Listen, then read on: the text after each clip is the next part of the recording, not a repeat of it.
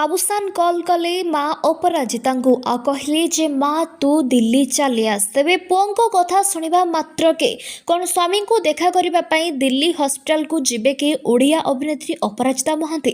तो दर्शक बंधु पुणी थे उत्तम महांती केस को नहीं आसला एक बड़ खबर।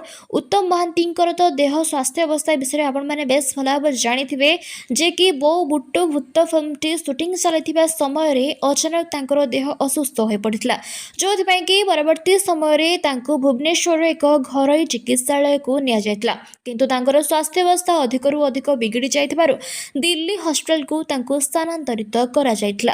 तबे वर्तमान समय जहां सुनिबा को मिलुची जे तांको पुओ बाबूसान महांती जे कि हॉलीवुड इंडस्ट्री सुपरस्टार अभिनेता से तांको मां को कॉल करी कहिसंती जे मां तू दिल्ली पळे आस बापा को देखा करबा पई।